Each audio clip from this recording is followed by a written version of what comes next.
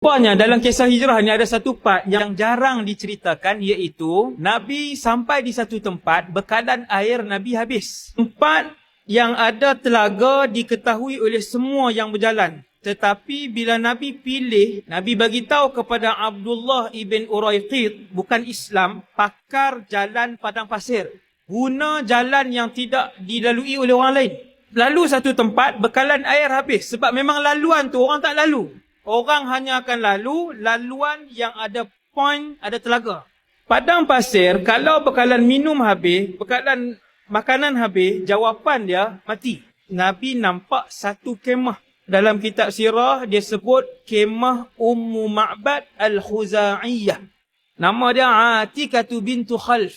Itu tak masuk Islam ni. Satu orang nenek duduk di situ dengan suami dia, dua-dua dah sangat tua.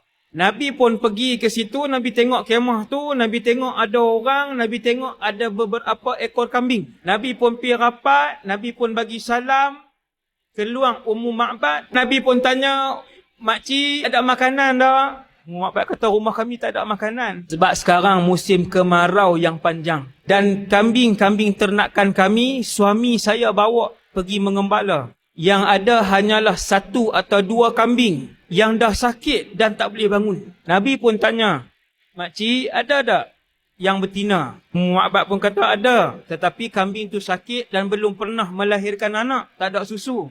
Nabi tanya, "Wahai makcik, ata'dhanina li an ahlibaha?" Makcik izin tak saya nak perah susu kambing ni? Makcik tu kata, "Wahai anak muda, kambing ni tak ada susu. Tapi kalau nak ambil juga, silakan." Nabi pun pegang kambing yang sakit tadi. Nabi usap di bahagian perut bawah dia. Nabi pun bismillah. Nabi pegang, Nabi kata bismillah. Simple je. Lalu kembanglah kantung susu kambing yang sakit tadi. Ummu Ma'bad tengok Nabi. Tengok heran Ummu Ma'bad Al-Khuza'iyah. Nabi pun kata, "Makcik, makcik ambil bekas." Ummu Ma'bad pun masuk dalam, ambil bekas. Buat mai. Nabi pun perah. Penuh bekas tu, Nabi kata, "Makcik, minum." Ummu Ma'bad kata, "Kamu yang berhak minum. Kamu yang bagi kembung. Kamu yang baca sesuatu," kata Ummu Ma'bad. Ummu Ma'bad tak tahu apa Nabi baca. Nabi kata, "Minum, makcik." Kemudian baru sahabat minum, Abu Bakar minum, Amir ibn Fuhairah minum, Abdullah ibn Uraiqid minum, kemudian Nabi minum. Kemudian Nabi kata, "Makcik, makcik pergi ambil bekas lain." Ummu Ma'bad masuk dalam rumah, dia ambil bekas kedua. Nabi perah sampai penuh. Nabi kata, "Makcik, makcik pergi ambil bekas lain." Dia ambil bekas ketiga, kemudian penuh, dia ambil masuk ke dalam, bekas keempat, kemudian penuh. Sehingga semua bekas di rumah Ummu Ma'bad penuh dengan susu yang diperah. Rupanya ketika itu Mekah sedang mengisytiharkan, barang siapa yang berjaya menangkap Muhammad, hidup ataupun mati, maka kami akan memberikan 100 ekor unta hadiah kepada beliau. Berita tu tersebar, semua penduduk semenanjung Tanah Arab tahu berita tersebut. Abu Ma'bad pun balik, suami bila dia masuk dalam rumah, dia pun tengok periuk, ceret, semua dia buka.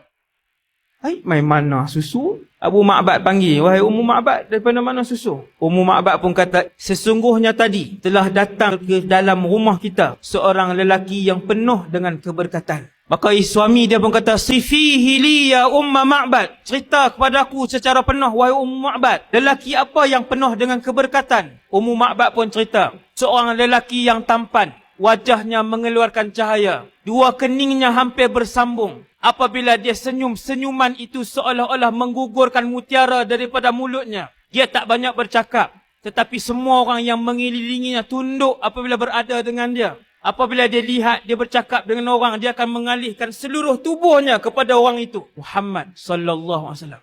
Orang tak kenal Nabi, tapi bila orang suruh cerita pasal lelaki itu, orang akan cerita lelaki yang hebat, lelaki yang mulia, akhlak dia baik. Apabila dia bercakap, kata Ummu Ma'bad, dia tidak pernah mengangkat suaranya. Suami Ummu Ma'bad, Abu Ma'bad kata, "Sesungguhnya lelaki itulah yang sedang dicari dan dikejar oleh Quraisy. Dia adalah Muhammad. Dan seandainya aku mendapatinya, nescaya aku akan menganut ajarannya." Itu cerita Ummu Ma'bad yang jumpa Nabi sekejap saja. Kemudian mereka masuk Islam selepas peristiwa tersebut.